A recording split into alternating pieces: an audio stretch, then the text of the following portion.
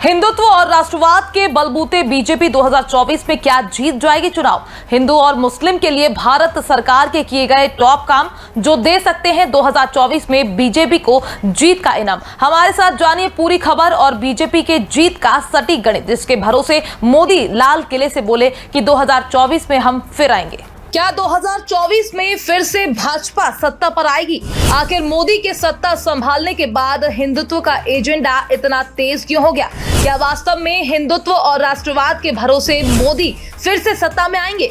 ये वही सब मूलभूत प्रश्न है जो इस समय राजनीति के ज्ञाताओं के मस्तिष्क में उपज रहे हैं।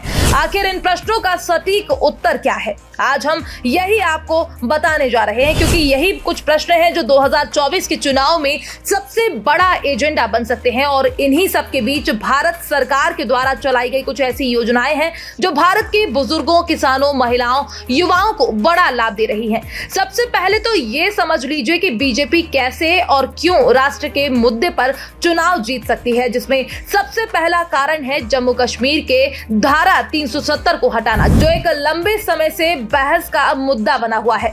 बीजेपी ने इस मुद्दे को हमेशा के लिए खत्म कर दिया और सबसे खास बात, इस मुद्दे को खत्म करने के बाद भी कोई बड़े स्तर पर हिंसा नहीं हुई। यानी बीजेपी ने कानून में बदलाव करने के साथ कानून व्यवस्था को भी दुरुस्त रखा है।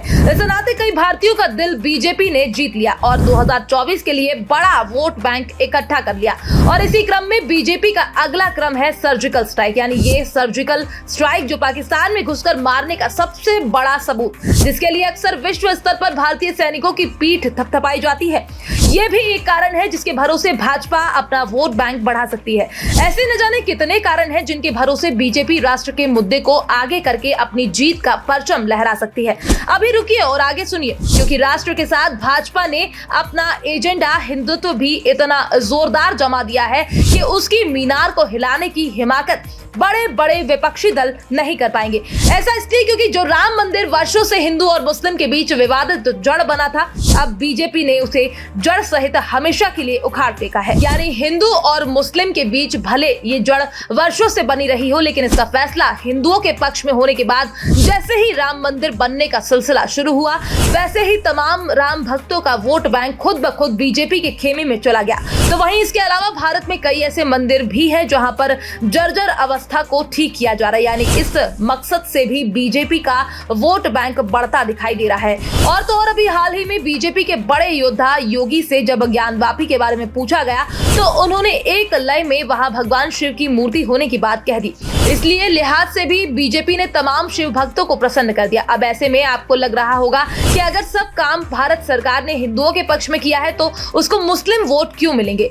अब इसके पीछे का कारण भी सुन लीजिए। जिस मुद्दे को लेकर बीजेपी मुस्लिम वोट अपने हवाले कर लेगी, इसमें सबसे पहला कारण तो ये है कि वर्षों से मुस्लिम धर्म में महिलाओं से शादी के बाद तलाक की प्रथा चली आ रही थी और सरकार ने इसको खत्म करके मुस्लिम महिलाओं को अपने पक्ष में कर लिया। यानी इस नाते मुसलमान का वोट भी भाजपा खेमे में जाने की उम्मीद जग रही है।